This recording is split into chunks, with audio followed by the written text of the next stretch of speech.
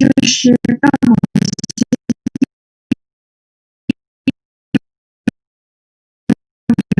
问题的话，也不需要等我任何时候，请大家就是随便提问。OK， 这篇文章是叫 The Political Economic Causes of the Soviet Great Famine 1931到1933年。我有2个合作者，一个是Andrei Markevich 在莫斯科的 New Economic School， 还有一个是 Natalia Naumenko 在 George Mason University。他们2位都是俄国的经济历史学家。Okay, so let me get started. In the 20th century, famine deaths are greater than both World War I and World War II combined, according to Amartya Sen. The first largest death is the Chinese Great Famine in 1959 to 1961. The second largest in total mortality is the Soviet Great Famine from 1932 to 1933. So during 1 year, 7 million people died, approximately. So the interesting thing is that mortality was very unequal. It was higher in rural areas and for certain ethnic groups. So historians think that 2.6 to 3.9 million deaths occurred in the Republic of Ukraine, or the Ukrainian SSR. So SSR just means Soviet Socialist Republic.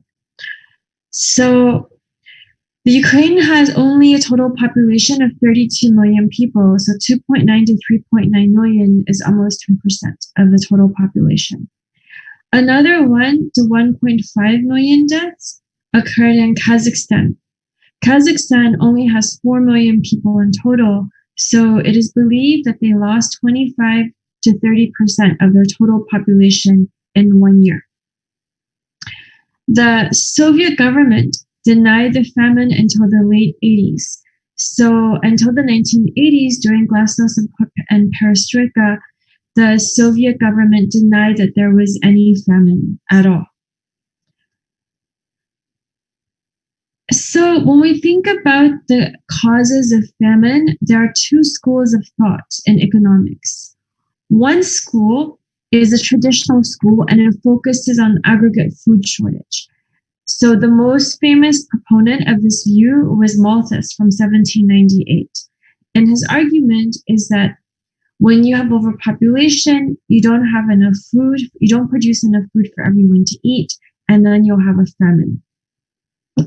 So along these lines, a lot of economic historians have focused on bad weather and inadequate relief policies as a cause of the famine.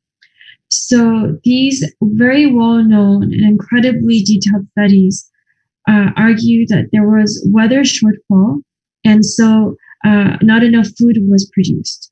Or some other studies argue that Soviet policies in the late 20s and early 1930s reduced food production. So in 1931 and 32, there wasn't enough food, and so people died. So this is the first category of explanations. The second category of explanations refutes the notion that there is aggregate food shortage. So the most famous proponent of this view is Amartya Sen. So he argues that famines in the 20th century are never caused by aggregate food shortage, that the nations that experience famine always have enough food in total. And the reason that there's famine is because there's distributional inequality.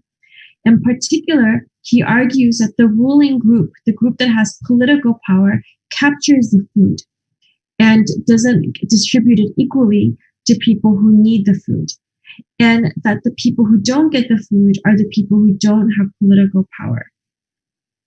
So in the context of the Soviet famine, many people have been arguing for the Sen view. In particular, people in the Ukraine have argued that the Soviet famine is a genocide. They call it Holodomor, which means death by starvation. It means to kill by starvation. And they argue that the famine was an intentional war or terror by starvation in order to weaken nationalism of minorities such as Ukrainians. So people who have argued for this view include William Conquest and more recently Graziosi, Elman, Mace, and Snyder. So what we want to do in this paper is to make some progress and see if the data can tell us what was going on. Even today, this is really controversial. So in the Ukraine, the parliament declared the famine to be a genocide in 2003. The European Parliament declared the famine to be a crime against humanity.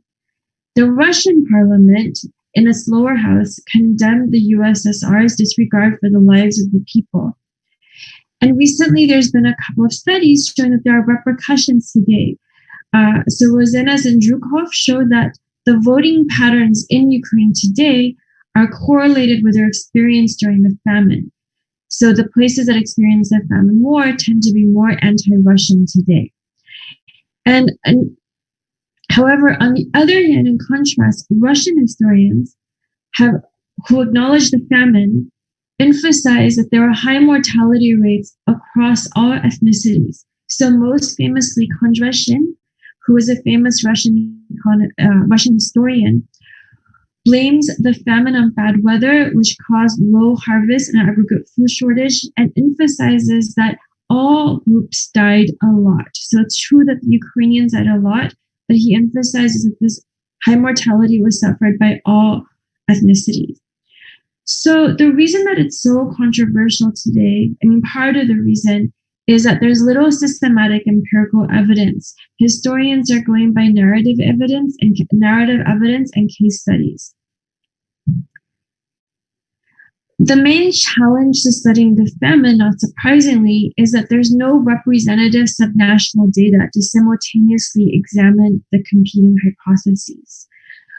So that's why the historians and economic historians have mostly relied on case studies and narratives.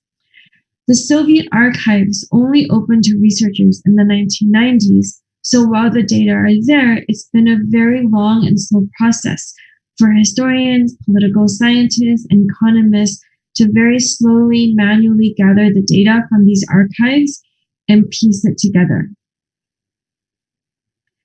So this is sort of where we hope to step in with this paper. The goal of this paper is to understand the causes of the Soviet famine by providing novel and rigorous empirical evidence. We're going to construct the largest and most comprehensive data set of the famine era. It took us over 5 years to do this, actually more like 8-10 years to do this. This is going to be a combination of archival data that we, or I should say Natalia and Andrei, hand collected and hand coded, combined with published data, combined with geospatial data, combined with archival data that previous researchers have collected. So we put it all together. And then our data is going to include the 3 republics of the Soviet Union. These are the 3 most populous republics and the ones that produce the most grain. They are Russia, Ukraine, and Belarus. Our data we're going to construct 2 panels. One is at the province level and one is at the district level. And this is important because even though it seems really simple, all this data collection is going to allow us to simultaneously control for these different hypotheses so that we can distinguish between them. And by doing this, we're going to be able to shed light not just on this debate about was there aggregate food shortage or not, was there a political reason for the famine or not, but also we're going to be able to provide some evidence on the policy mechanisms that led to the famine. Specifically, we're going to ask 2 questions. The first is, was there an aggregate food shortage during the famine? The second is, what were the spatial patterns in mortality? Why do we want to know that? Because even if there was an aggregate food shortage, even if there was no aggregate food shortage, it still doesn't mean that there has to be a political economic cause. For example, it could just be that some places had a harvest shock and some places didn't because of weather. And the places that had a shock, people died. And in places that had normal harvest, people didn't die. And the failure there is that the government wasn't able to transport food from people who produce food to people who didn't food. Yes, we can think of this as a state failure, but this is a different type of a state failure than a political state failure. This could just be that the Soviet Union was poor at the time and it didn't have the necessary infrastructure. Okay, so the second question we're going to ask is, was unequal food distribution due? So in respect to the first question, the second question we want to ask is unequal food distribution due to political economy factors? And given this intense debate about excess Ukrainian mortality, we're going to ask whether mortality rates were associated with the share of ethnic Ukrainians in a region. And furthermore, we're going to ask, do Soviet agricultural policies, did they increase famine mortality more for Ukrainians? So these are the questions that we're going to ask. So before I pause for questions, let me tell you what our main results are. We are going to find that per capita food production and rural food retention during the famine was 6 times or 5 times more than the level needed to avoid mortality in the Soviet Union. And we can do the same exercise for the Ukraine. The same is true.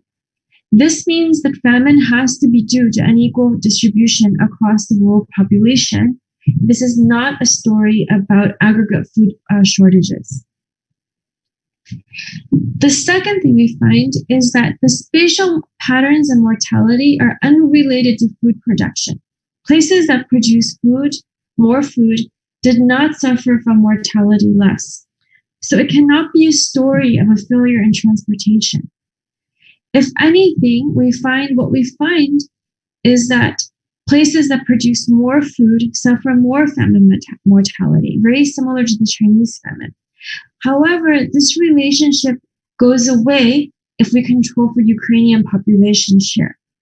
So what we find is that the more Ukrainians are in a region, the higher the famine mortality rate. And this is true if we control for weather, geography. It's true if we control for production in 1931-32. It's true if we control for pre-famine political zealousness and political policies. Basically, whatever we control for, if we take 2 regions that are exactly the same along every other characteristic that we can measure, the one that has more Ukrainians will die more during the famine. So this basically tells us that indeed it's true that ethnic Ukrainians seem to suffer from the famine more. So then the next question we ask is why? Is this can we provide direct evidence that this is an outcome of Soviet policy?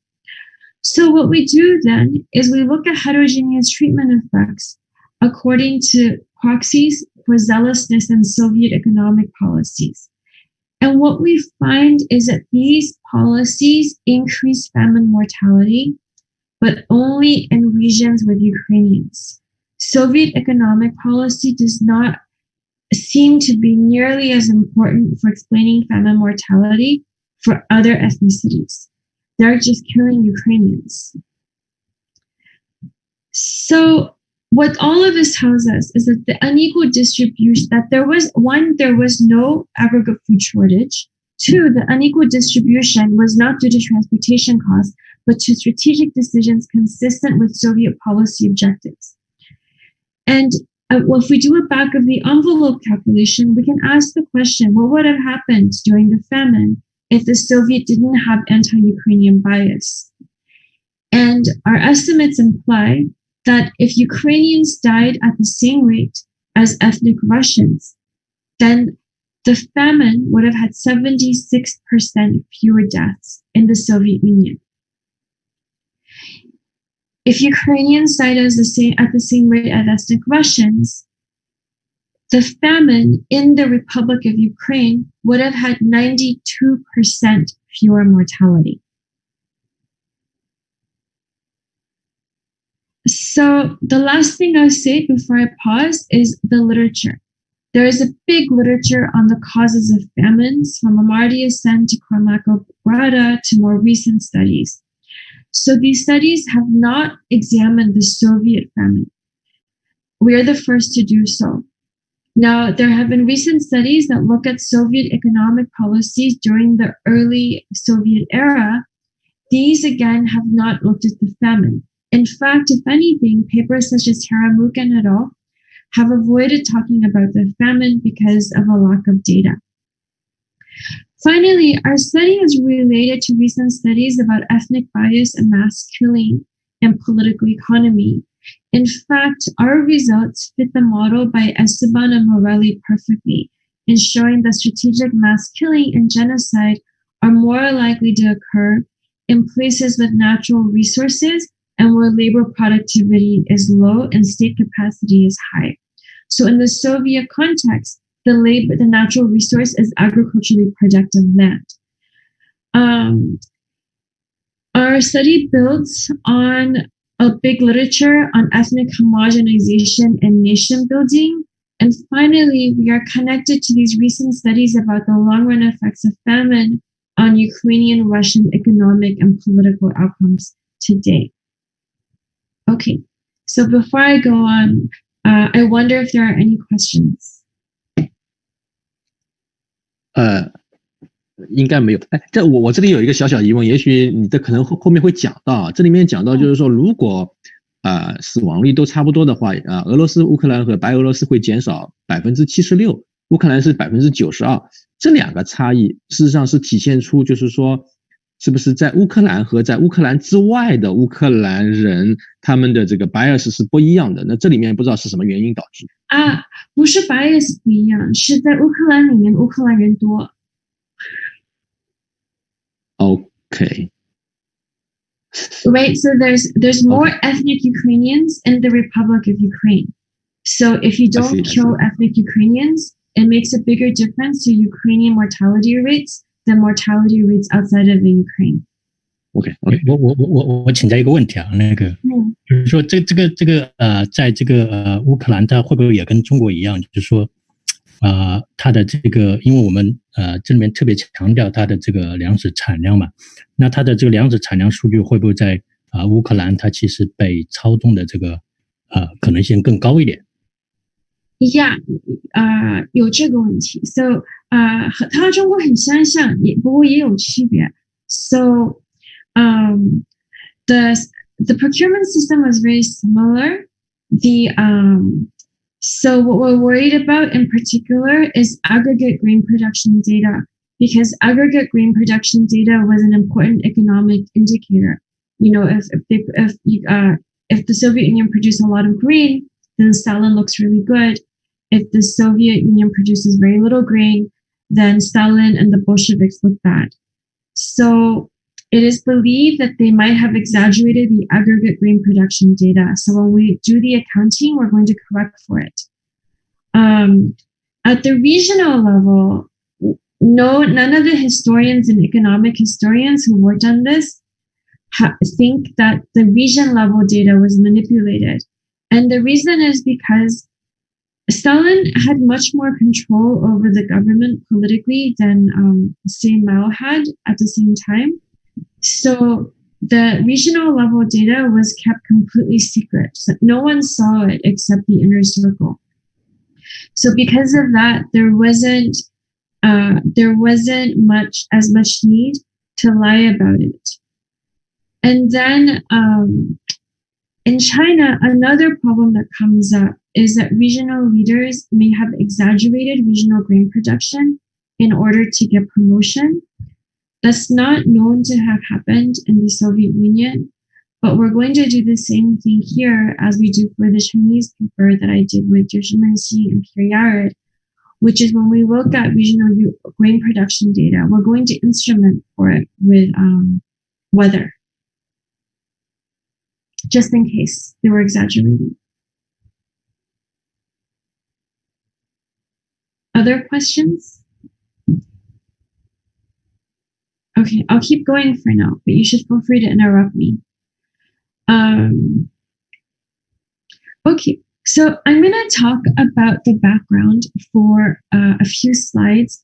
You know, the history is really interesting. We could talk about it forever. So I'm just going to talk about things on a need to discuss basis, but you should feel free to ask me questions at any point in time. Then I'm going to go through the aggregate food accounting exercise. After that, we'll look at the spatial patterns. And finally, I'll offer some conclusions. So let me give you the super quick chronology. I think most people in China knows this chronology. So in 1917, the October Revolution occurred and the Bolsheviks take over the government as they were the minority party and the surprise winners of all of this, but they take over the government. In 1924, Lenin dies and Stalin officially takes over the government. In 1928, begins the first 5-year plan. In 1929, mass collectivization begins. In 1931, there are tidings of famine. So there are rumors of famine and evidence of famine here and there. 17% of production goes away. There's a decline in production. Grain procurement targets in the meantime increases by 20%. And peasants are known to have consumed the seed stock over the winter. In 1932, there are additional harvest shortfalls that increase death from starvation in the winter. In 1933, in January until March, the deaths peaked. This was the highest amount of death during the famine. In 1934, national mortality rates returned to trend, but in some locations, it took a lot longer. So let me talk a little bit about collectivized agriculture. So I think for the Chinese economists, this will sound very familiar to the Chinese experience. So, and it's not an accident because the designers of the Chinese system studied the Soviet system and copied it and tried to improve upon it. So there's going to be a lot of similarities by design. So the goal of the government was to bolster grain production and control distribution. The main production in the Soviet Union at this time was grain. So in order to industrialize, they had to get grain, sell grain, export grain, and use that money to fuel industrialization. Similarly, in order to feed the factory workers, they had to get grain from the countryside, bring it to the cities to feed the workers. So the Soviet government was ideologically committed to not use prices. So they were ideologically committed against the market system. So what they needed to do was they needed a way of incentivizing peasants to produce and to give up their surplus grain without being paid them for their marginal product. So the government decided to collectivize. In 1930, Stalin organized, the Stalinist government and the Central Party organized a for-show Congress that voted on collectivization.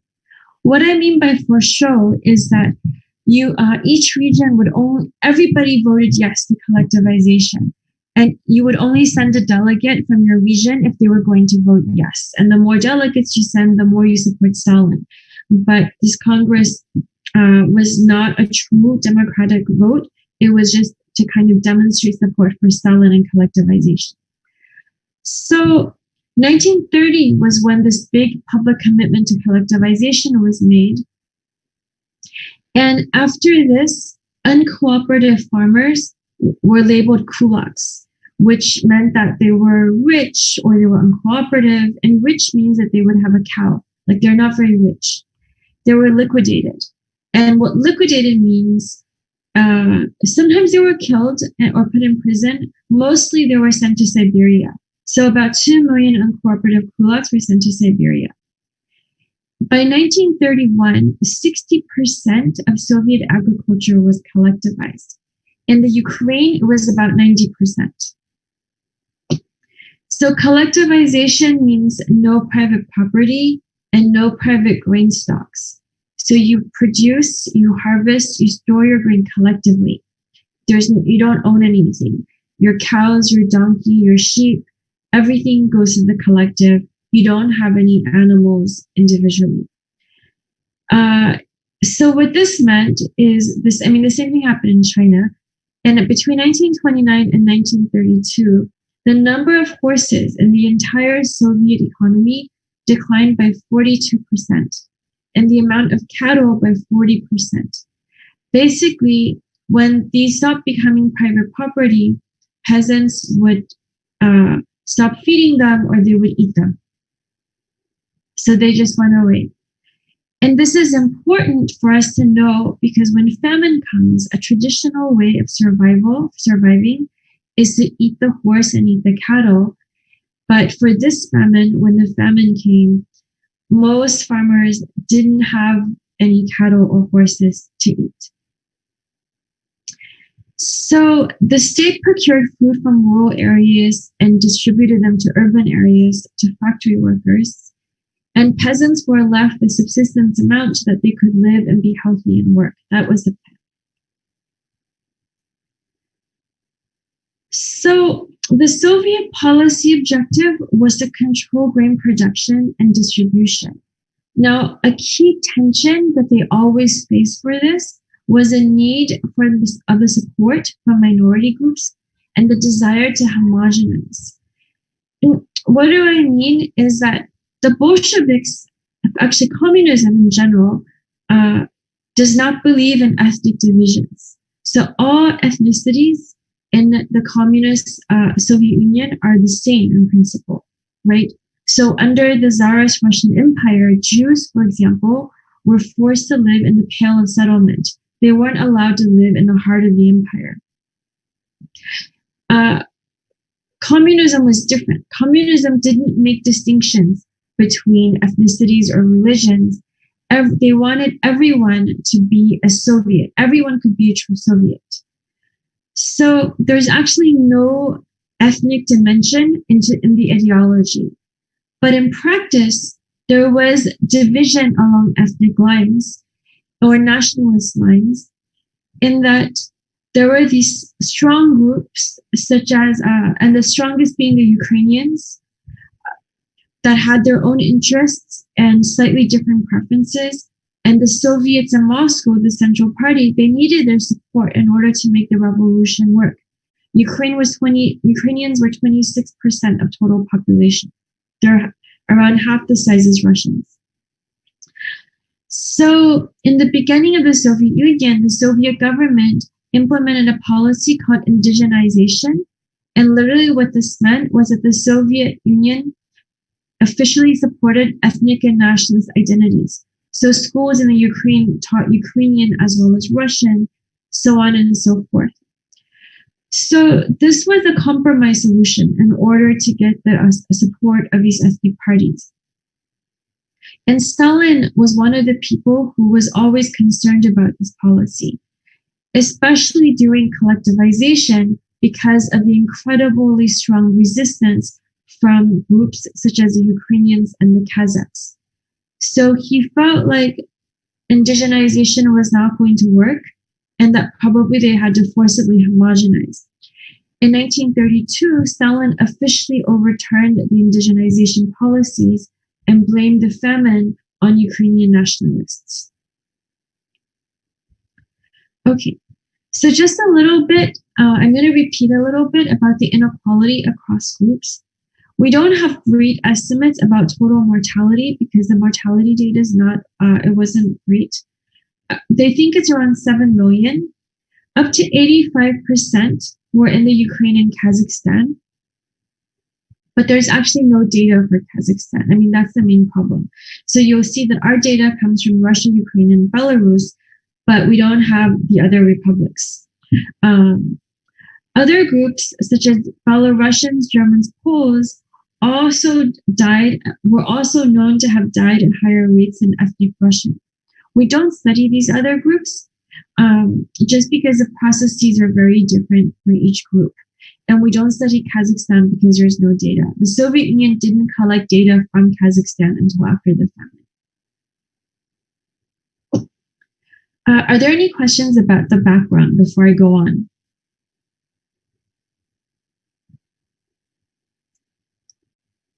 All right. Again, please feel free to jump in anytime. Okay, so let me talk about food accounting. The food accounting exercise has a very simple goal. We just want to know whether total production in the Soviet Union or in these three republics were enough to avoid famine if food were distributed equally.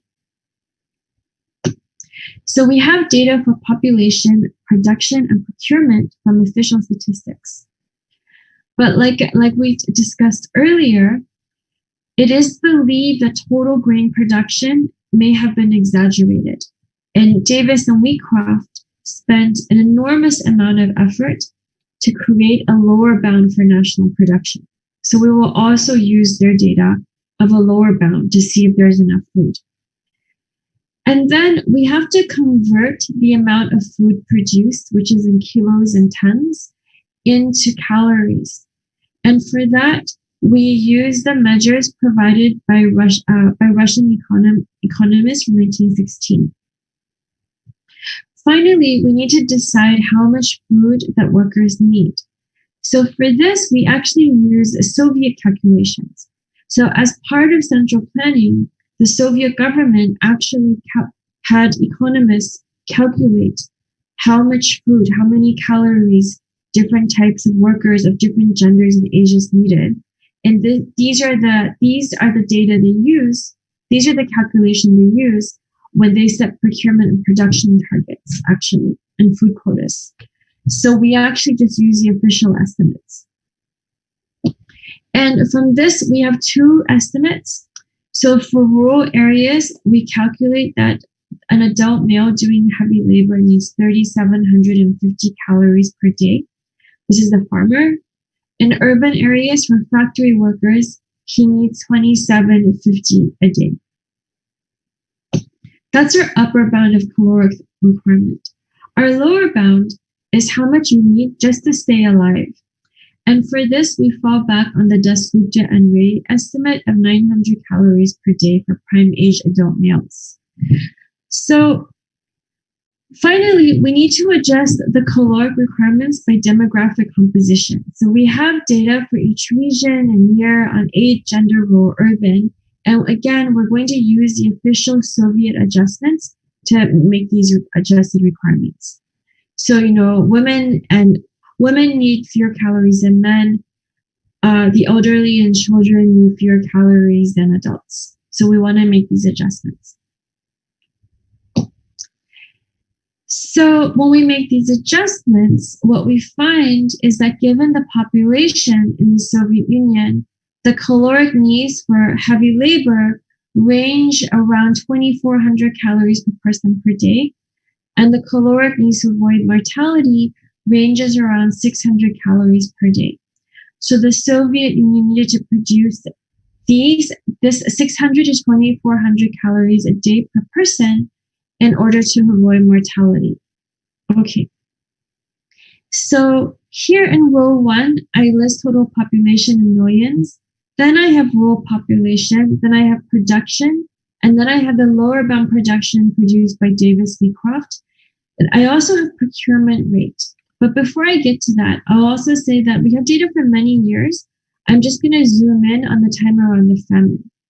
So using data on production and total population, rows 1 and 3, I can calculate per capita production, and I can convert it into calories that adjust for the demographic structure. And what I find is the Soviet Union produced around 3,700 calories per day. If I use the Davis-Wheatcroft lower bound, they produce around 3,200 or 3,000 calories per day. So this is a lot more than what was needed for heavy labor and much, much, much more than what was needed to avoid mortality.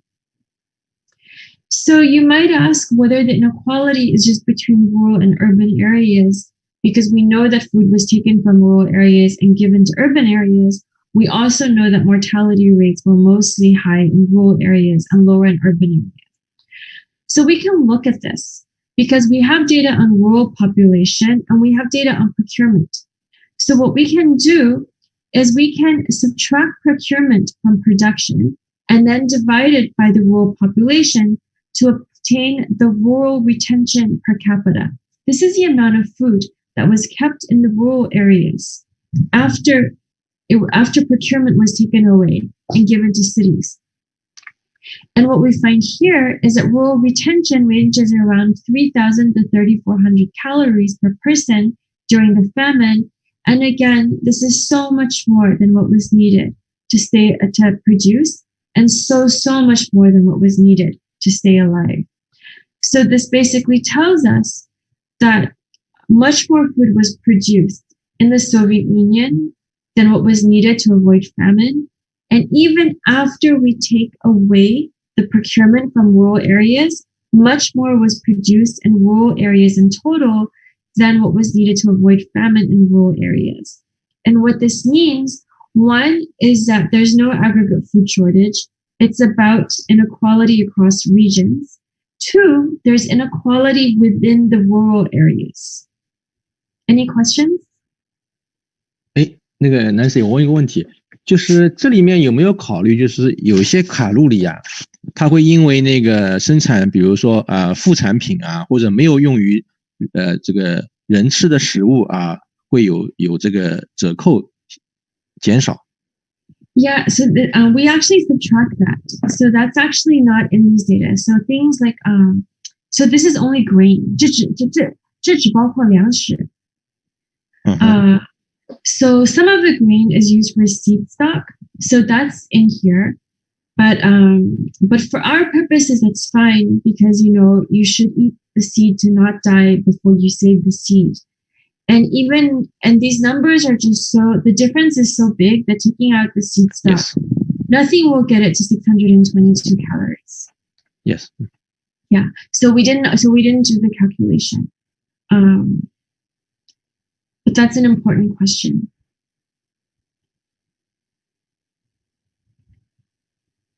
So we can repeat the same exercise for only Russia, only the Ukraine, and we have the same pattern.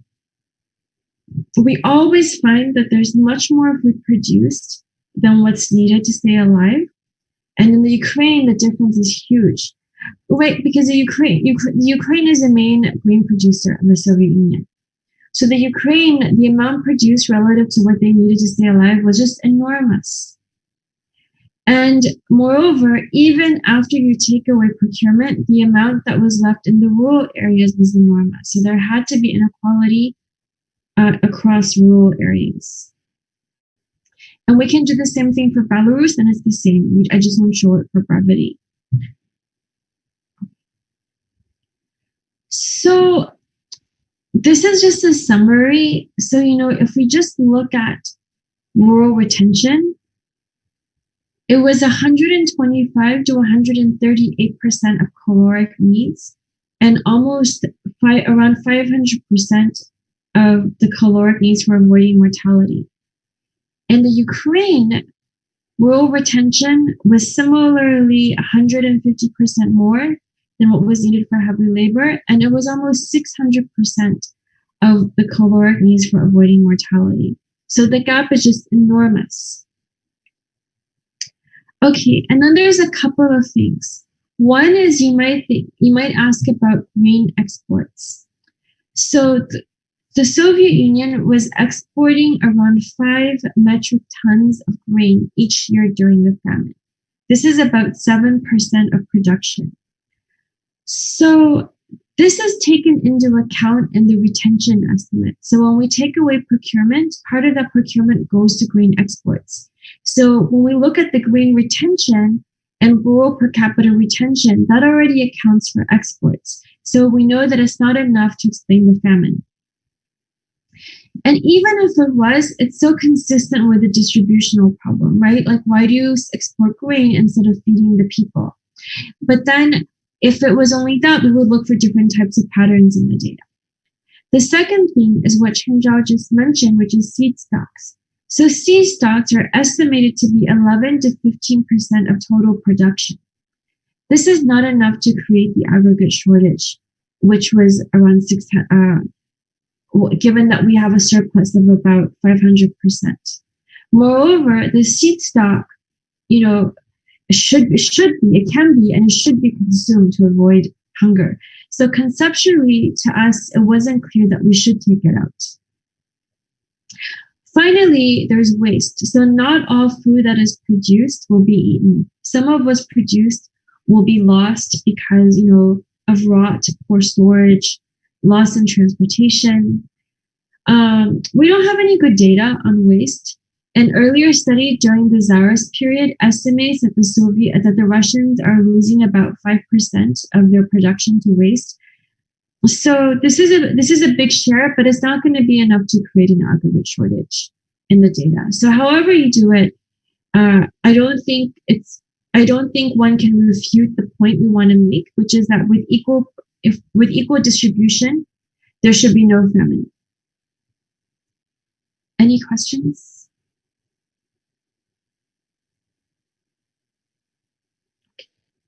So there was no aggregate shortage in production. The famine was caused by an inequitable distribution. There was no aggregate shortage in aggregate rural retention. And this means that it's consistent with unequal mortality across the rural population. In the next part, I'm going to look at the spatial inequality Hey, Nancy. Mortality rates. Hey, Nancy. Hi. Can I ask you a question? Of course. Was there any epidemic during that time period? So may causing extra. Yeah, not that anyone knows of. So there wasn't an outbreak of disease that precipitated the famine. Of course, when the famine starts, disease will follow because when people starve, their immune system is much lower. But there's no knowledge of disease or epidemic, anything unusual before the famine began. Yeah, I think the famine may cause a small cluster of people that got disease, and this may spread to a larger population in the country. Yeah, so it's very interesting. So that's true for a lot of famines. For the Soviet famine, like the Chinese famine, it didn't happen so much because migration was so controlled. So there was more migration in the Soviet famine than during the Chinese famine, in the sense that a lot of people went to their local cities in order to get food. But there are no accounts of disease from those cities in the famine relief efforts. No account of unusual disease. I mean, people were dying of illnesses as well, just because they didn't have any food to eat. Okay, thank you. Sure.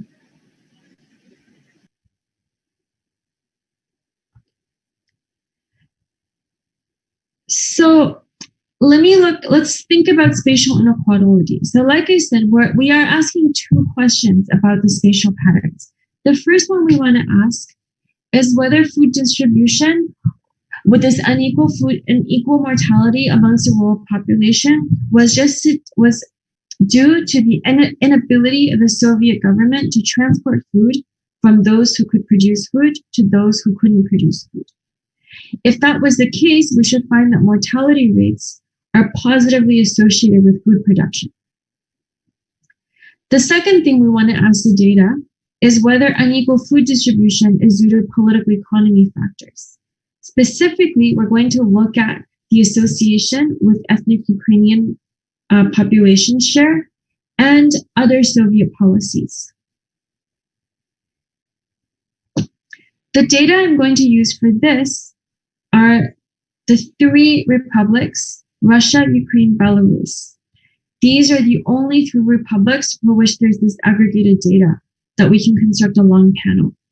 This is 84% of the 1926 Soviet population, and these three republics produce 88% of the 1928 Soviet grain production. And 5.7 million famine deaths occurred in this sample. So this is it's not the whole country, but this is a relevant republics for studying the famine outside of Kazakhstan. So At the province level, we have data on mortality rates, political and natural conditions, grain production, grain procurement for 17 years. At the district level, we have data for only 2 years. So I'm going to focus my analysis on the province level, but at the end, I'm going to show you that the results are similar with the district level, and it's even similar if we look at districts within a province. And to give you a sense of the ethnic breakdown, in the Soviet Union in 1926, 53% of the population were ethnically Russian, 21% were ethnically Ukrainian, and 3% were ethnically Belarusian. So the two biggest groups, Russian and Ukrainians, are much larger than any other group. And Ukrainians, you can see why Ukrainians end up being quite important in Soviet politics. Now, not all ethnic Ukrainians live in the Ukrainian Republic. So in the Ukrainian Republic, there's 29 million people. 23 million are ethnic Ukrainians because 5.6 million lived outside of the Ukraine. This is a map, a province level map of mortality rates. This is the number of deaths per thousands, and we just broke it up into different groups. And the darkest regions are the ones with the highest mortality rates. So this is the Ukraine and the lower Volga regions. But you can see that there is some concentration, but there is also quite a lot of variation. Okay, so the first question is unequal food distribution caused by high transportation costs? If it was so, we should see that grain production and mortality are negatively correlated. So column 1, we use reported grain. This is official grain reports. Column 3, we predict grain with weather. This is monthly rainfall and temperature.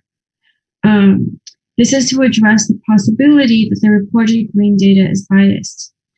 And we estimate a very simple regression where we look at mortality in year T+1 as a function of grain in year T and the interaction of grain in year T times a dummy variable for whether it's 1932. And the reason we look at mortality in T+1 is because grain produced last year is used to feed the people for the whole next year. And what we find is that in non-famine years, grain production is uncorrelated with mortality. In famine years, the more grain that's produced, because we want to sum these up, the more the grain is produced, the more people die. So it is not the case that mortality is higher only because the government couldn't transport grain from high productive to low productive regions. In fact, we see the opposite pattern. We see more mortality in places that produce grain. So this is very similar to patterns in China, and it's a pattern that suggests government procurement. It's very difficult to get this pattern with market forces or natural disasters. But here is when it starts to look different from China. In columns 2 and 4, we control for the share of Ukrainians in a province interacted with the famine dummy. We measure this, and what we find is that the more Ukrainians there are in a region, in a province, the higher the famine mortality. It's very positive and very significant. And when we look at the standardized coefficients, it's huge. And when we control for Ukrainians, the positive relationship between grain and mortality goes away. So it seems like even though the centrally designed procurement system may have been very similar between China and the Soviet Union and the Soviet famine, there's this additional force at play, this ethnic component, which we didn't have in the Chinese famine. Okay. So this is a map of where ethnic Ukrainians live. And this is based on the 1926 population census. And what we find is, of course, Ukraine. This is the Ukraine. There's a lot of ethnic Ukrainians in the Ukraine, but they're also spread out in other parts of Russia, here and there. And this is because both under the Tsarist regime and under the Soviet regime, there was a lot of movement across the Soviet Union. Okay, so are there any questions about these results before I move forward? And Nancy, so from this table, it seems that the areas with a large concentration of Ukrainian population have also a higher agriculture productivity before the famine. Is that right? That's right. Why is that? Because of the institution weather. or weather? No, just the weather. Like, I'll show you the map. So the most Ukrainians are living here. This is Ukraine, and this is the lower Volga region. These are the most agriculturally productive regions of the Soviet Union. And then, I mean, these parts are less productive, which is why we have variation even within Ukraine, within Ukrainians. But these are just the most agriculturally productive regions. So, in fact, one of the main confounding factors. So when people claim that the famine was a genocide or specifically targeted against the Ukrainians, the main alternative hypothesis is that the Soviet government, it wasn't that they were targeting Ukrainians per se, but Soviet agricultural policy naturally focused on regions that produced more food, and the Ukrainians just happened to live there. And that's something that we can refute because we're going to just control for agricultural productivity in the same regression, like we just did. And you see that what survives is Ukrainian population share, not agricultural productivity. I mean, for our purposes, it will be totally fine if this survives. But what we really care about is, the fact that Ukrainian population share is so robust. So it's not that they just happen to be in places that are more productive. That's a great question. So are there any other questions? 我还有一个挺感兴趣，其实跟我最前面问那个问题有点关系，就是我想知道，在乌克兰人的死亡率和乌克兰以外的乌克兰人的死亡率，这个有差异吗？我们不知道，因为这数据它没有乌克兰人的死亡率，它没有任何人种的死亡率。Okay, I see. Okay. That's why we're running these regressions. We can only look at the association between regional mortality rates and the ethnic population share in the region. I see. Okay, thanks. Yeah. So what I'm showing you now is the only way we can look at mortality. So the blue line is total Soviet mortality for the whole sample, the 3 republics. And what you see is that it's pretty flat. Then it spikes up during the famine. This is 1933. And then it goes back down in 1934 and it stays down. And we have to end in 1940, just in case you don't know, we have to end in 1940 because World War II starts for the Soviets in 1940. And, so something else happens. So we can break it down into mortality rates for Ukraine, Russia, and Belarus. So this line is Ukraine. So you see Ukraine on average have lower mortality rates, but their increase started earlier in 1932, and then it spikes in 1933, and it's much higher than, the average. But then after the famine, it comes back down and it stays down. The red line is Russia. So Russia has the same tempo patterns, but a smaller spike. And the blue line is Belarus. So Belarus actually doesn't, this is the Republic of Belarus. It doesn't experience an increase in mortality rates. Oh, so one thing I want to say is that because of the spike in 1933, our main specification defines the famine as a dummy variable that equals 1932. Because the food in 32 feeds the people in 33. And Nancy, 我有个 quick question， 就是白俄罗斯为什么死亡率就没有变化？我们不知道。Oh, okay. We don't know. We don't know. actually, before our study, no one even noticed that Belarus had a lower mortality rate. I see. My husband is from Belarus, and he's shocked. Okay, thanks. So ethnic Belarusians, I'll show you a regression later. Ethnic Belarusians experience a higher mortality rate during the famine, but not the Republic of Belarus. So we don't know. We haven't read anything or anyone discussing it. When we talk to people who know the history of the Soviet Union, they say one possibility is that during the 30s, the Soviets were moving a lot of Russians into Belarus, into the cities. So it might be that they were getting a lot of food, like from the military and from factories. So total mortality for those groups would be lower than usual, and that would offset higher mortality in rural areas. But we don't know. But this is another reason why, we think Belarus is actually just for another paper. So this is another reason I want to focus on Ukrainians. Sorry,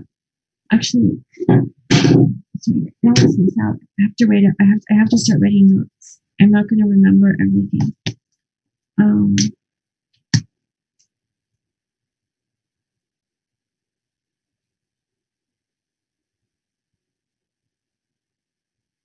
Sorry.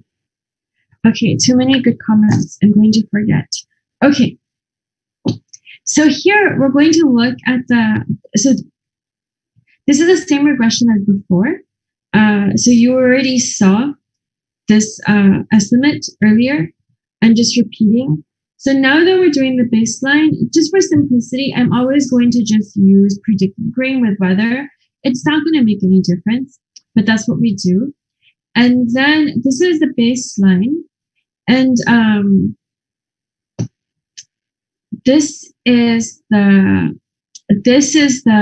so in column 2, I'm going to, instead of using 1 year as a dummy variable for famine, I use 2 years. So the same story is true. The coefficient is smaller because mortality rates were lower in the first year than the second year. So in the baseline, I measure the share of Ukrainians as total Ukrainians and as Ukrainian population share in the rural areas. And here I can alternatively use rural and urban, and before I can use urban. So the story is the same. The reason the coefficient gets bigger is because there are fewer Ukrainians in the urban areas, so the coefficient will mechanically go up. In the baseline, I measure Ukrainian share as those who are documented as ethnic Ukrainians in the 1926 famine. Alternatively, I can use mother tongue. So this is how many people in the province speaks the Ukrainian language. Or I can use the 1897 census from the Tsarist Empire. And I get very similar estimates. Finally, I want to omit the Republic of Ukraine, just because I want to know whether this pattern we're finding is just about the Republic of Ukraine versus other republics, or whether it's really about ethnic Ukrainians. So it turns out that when I omit the Republic of Ukraine, I have a very robust and positive coefficient.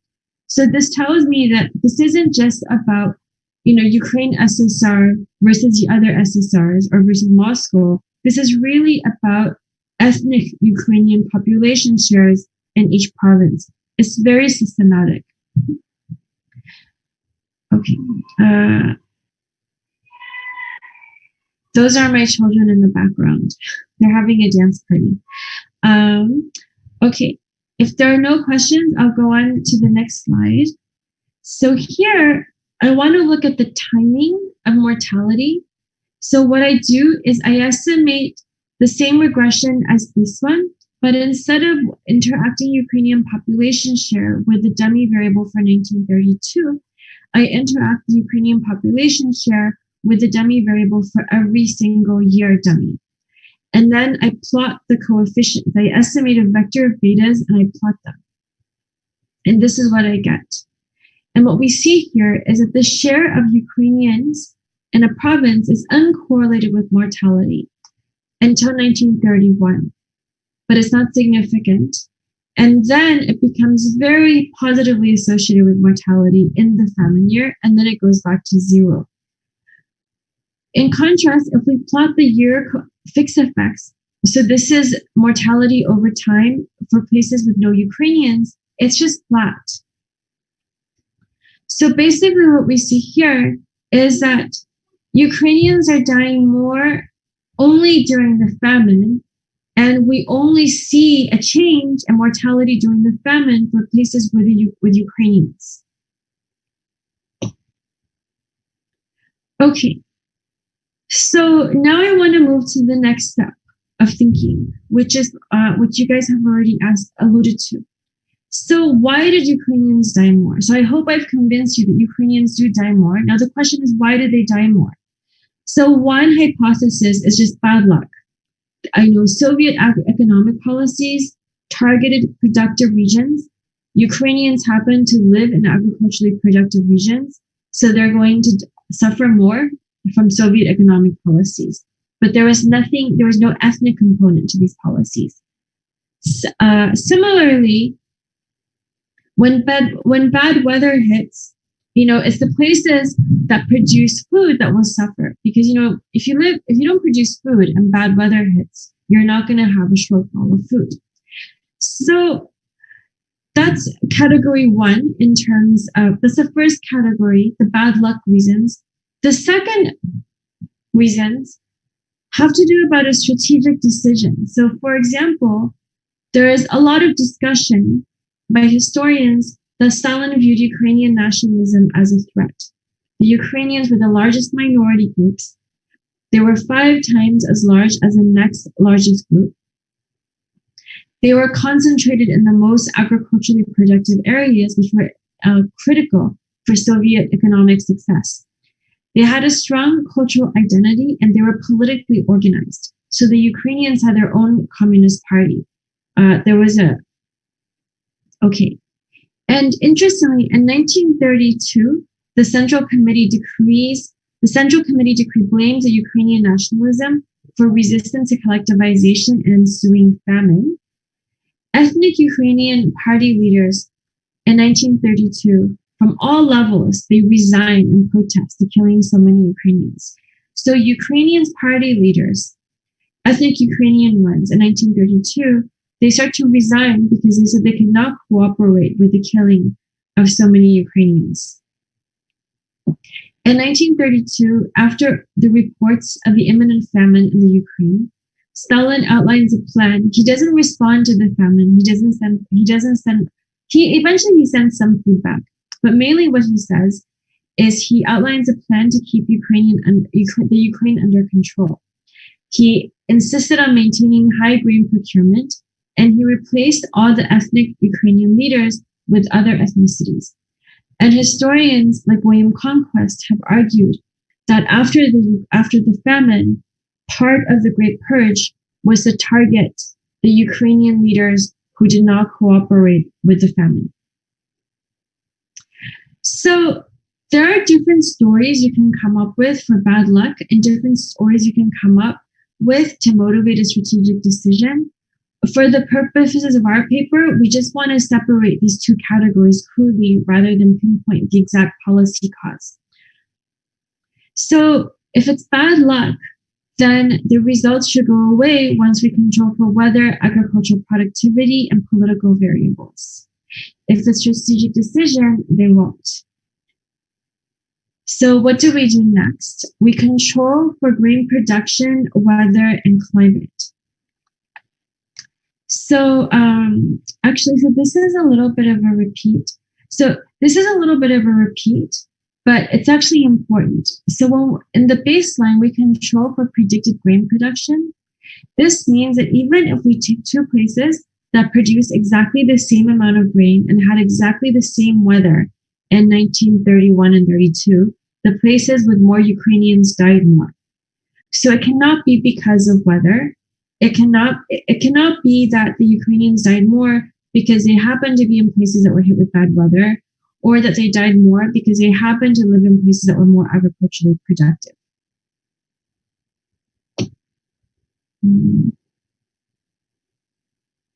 In column 8, we control for the age structure, gender ratio, each interacted with famine.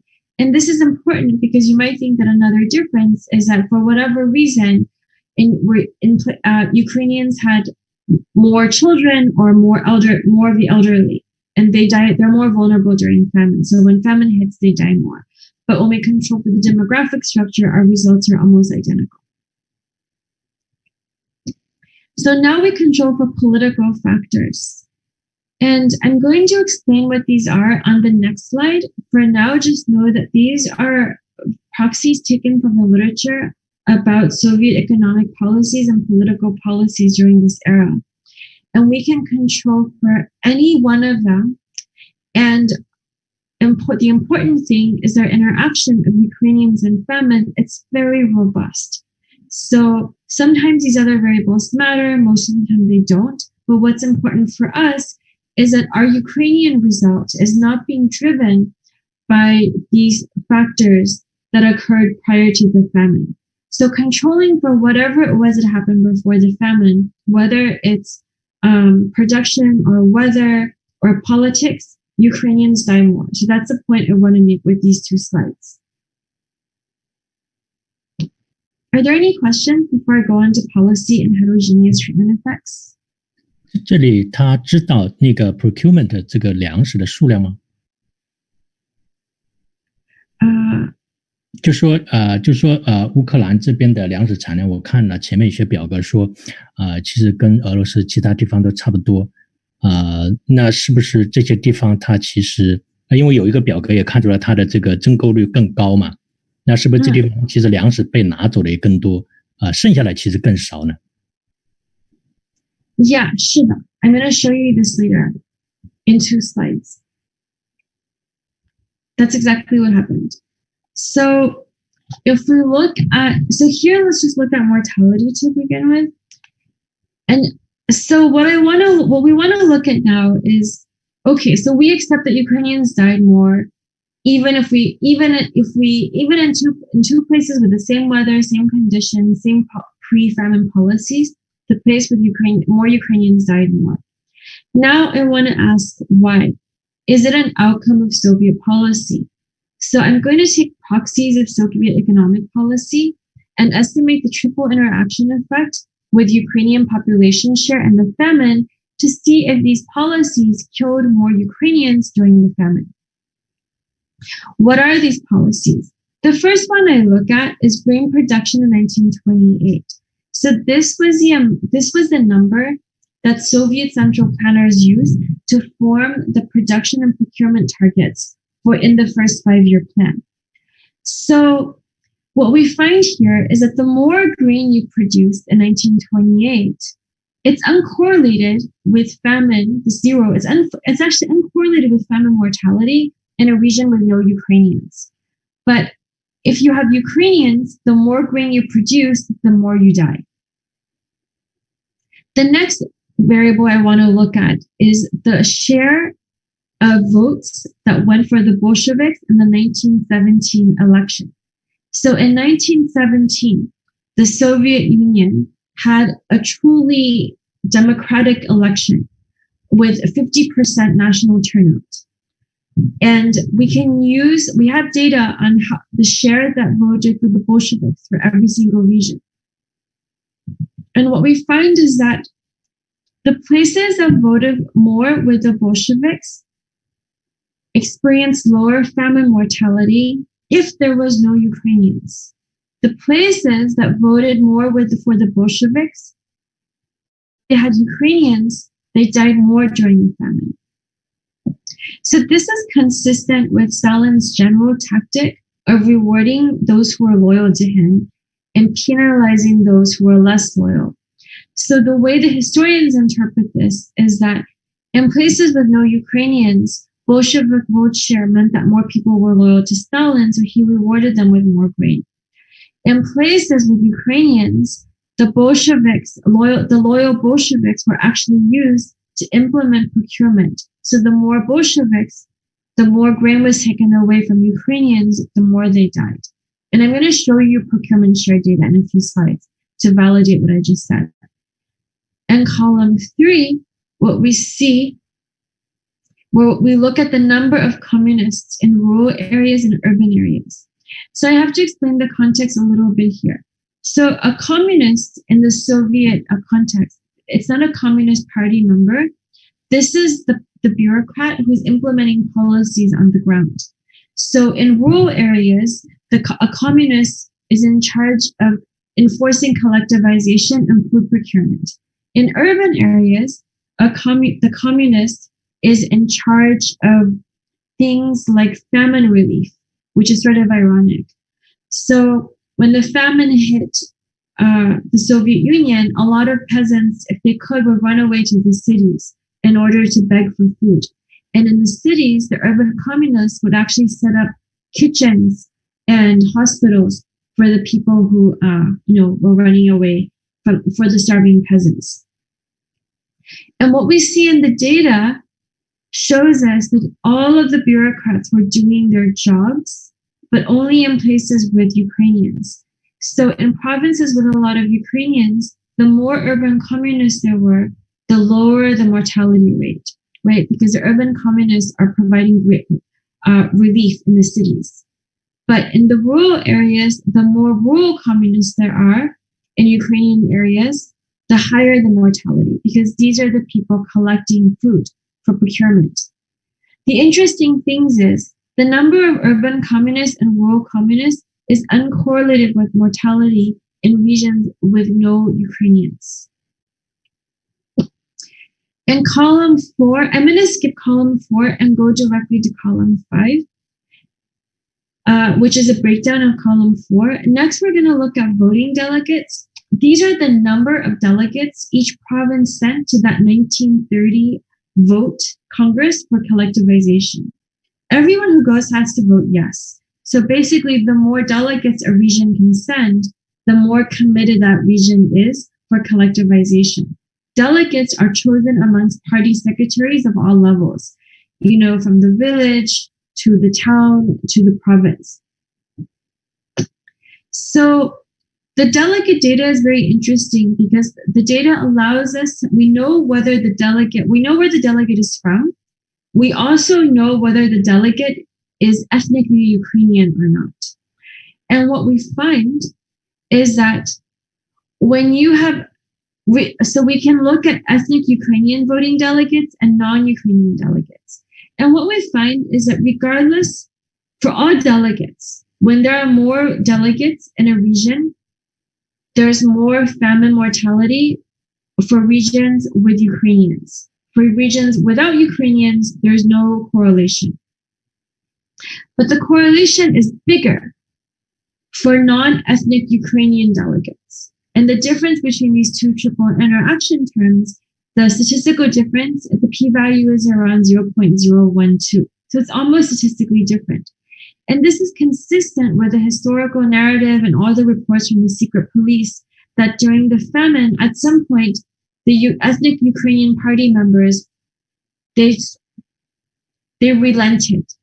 It's not that they weren't zealous in the beginning, but they relented. When they saw all the Ukrainians dying, they relented and didn't want to enforce these policies anymore.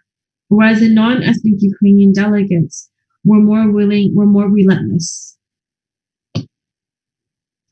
Okay, and then for each of those triple interactions, I can look at the timing. I'll just go through this quickly because it's always the same thing. We see a very sharp timing, always for the famine. So this is really about the famine. We're not getting spurious correlations. Okay, so now I want to talk a little bit about the mechanism. So far I've been looking at mortality, and I'm showing you that Soviet policy leads to mortality for Ukrainians. But what type of policies? The main economic policy during this time was collectivization. So we have data on the share of households in a province that were collectivized in each province each year. And we can run that same regression with collectivization as a dependent variable instead of mortality. And when I do that, I get the same coefficients as I do with mortality. So the same triple interactions that increase mortality increases collectivization. So this means that I have a parallel effect on collectivization as mortality. And this is consistent down to the, the opposite signs for Bolshevik roadshares.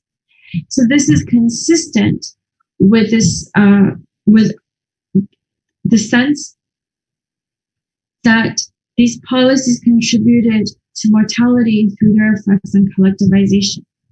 Now, I want to break down different parts of collectivization. Collectivization was supposed to do two things. One, it was supposed to do, produce food, procure food, like we already talked about. Collectivization was also supposed to mechanize agriculture, right, by providing tractors. In fact, the Ukrainian Communist Party explicitly said that they were willing to cooperate with the Bolsheviks because Ukraine produced food, but Ukraine didn't have manufacturing. And the plan was that they would provide the center with food, and the center would give them tractors and help them mechanize. So we have data on tractors measured as horsepower to see if the Ukrainians were getting their tractors. And we see that they're not. Not only are they not, but the places that are more zealously enforcing Soviet agricultural policies, they're providing fewer tractors to Ukrainians. If there are no Ukrainians, it's uncorrelated. But if there are Ukrainians, you're getting fewer tractors. So basically, and you see the voting delegates. So basically, the signs are the opposite of mortality. And what this tells us is that the Ukrainians are not benefiting from the upside of collectivization like they were hoping to. Now let's look at the downside, which is grain production and procurement share. So here we have a caveat that the grain data might be misreported, and procurement share is the procurement data is not misreported. It's actually very good. The procurement data is actually internal secret police data from the actual counting of all the procurement. So this isn't an estimate, it's a count. But procurement share is this count divided by production, and since production might be reported, we have to take everything with a grain of salt. Nevertheless, when we look at the data, we see a consistent pattern. We see that places that enforce Soviet policies more aggressively procured a higher share of production, especially in places that had more Ukrainians. The triple interaction here, here, and then with the delegates, they're always positive and very significant. Are there any questions before I show the district level results?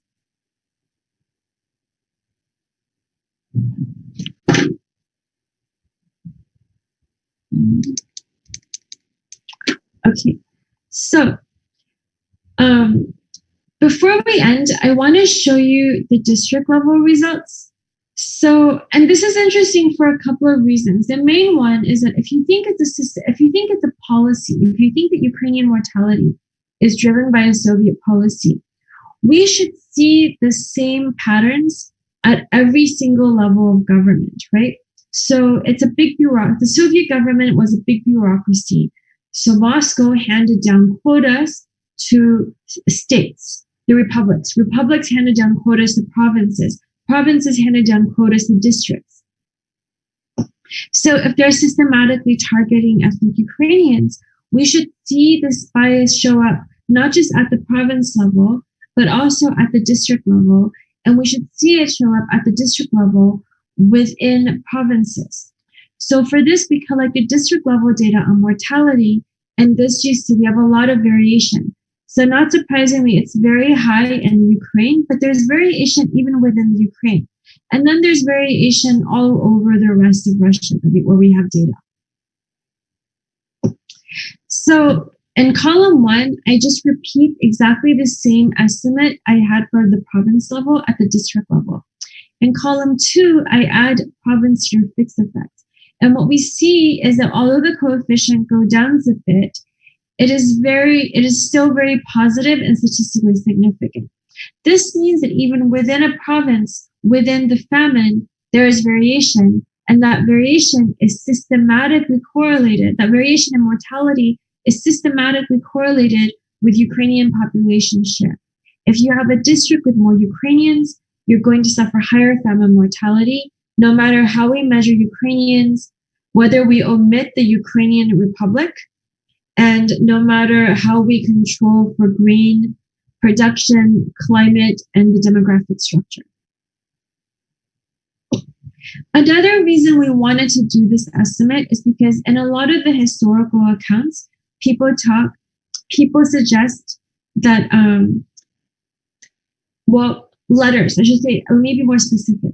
In letters that people wrote to their families during the famine, there are suggestions that once you cross the border from Ukraine into Russia, the famine goes away, right?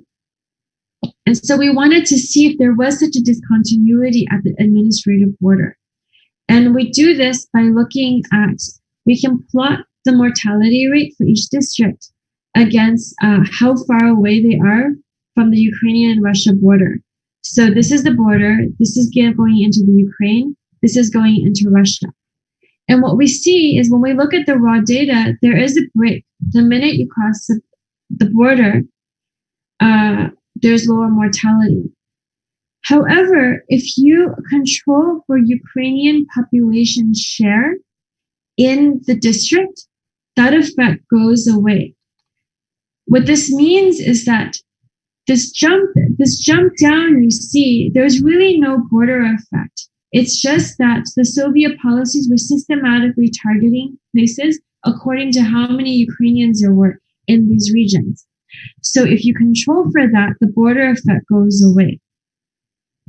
And this is consistent with our earlier estimates, which show that when we exclude the Republic of Ukraine, we have similar results. So this is really about ethnic Ukrainians, not about Ukrainian SSR versus the other SSRs. Okay, so I promised you I would show you the effects for other ethnicities. Here it is. In columns 5 and 6, you see Ukrainians die a lot more, but so do ethnic Belarusians. Jews die less, and Germans die more, but the estimates for Jews and these are ethnic Jews and ethnic Germans, they're not very robust to controls. The interesting thing is, when you look at 1892, this was the last famine that happened during the Tsarist regime. We don't see these ethnic patterns for Ukrainians. So what this tells us is that the fact that Ukrainians die more in 1933, there's nothing inherent about the way that Ukrainians live, the way that the Ukrainians farm, the way that they interact or save grains. If that were the case, they should die more during every famine. This is really something about Soviet policy. Okay, so when we go into the details of the different ethnicities, they start to look different. I'm not going to show you I'm not going to talk about these because we don't have a strong idea. It's just beyond the scope of this paper to kind of dig into every ethnicity. And also, we only see Kazakhs outside of Kazakhstan, which is a tiny minority of all Kazakhs. Okay, so I want to end by talking about the back of the envelope calculation. Well, the question here we ask is really simple. What if there was no ethnic bias such that Ukrainians sat at the same level as other ethnic groups? Other ethnic groups are mostly Russian because they're 56% of the total population. So what we find is that mortality would be much lower, 76% lower in the three republics and 92% lower in the Ukraine. And the reason that the difference is so big is because ethnic Russian mortality rate is very low. It's around 0.016%, right? So if we take the implied ethnic Ukrainian mortality rate from our estimates, it's around 3 to 15% in the Ukraine and 11% in Russia and Belarus. So obviously, if you take that and make it into 1.6%, you'll have many fewer deaths. And again, recall that we did not observe Kazakhstan, where around 1.5 million out of 4 million people died.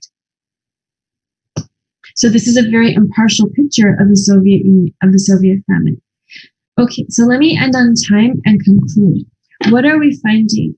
So hopefully what I've convinced you of is that there was no aggregate food shortage during the famine. Instead, the famine was caused by unequal food distribution.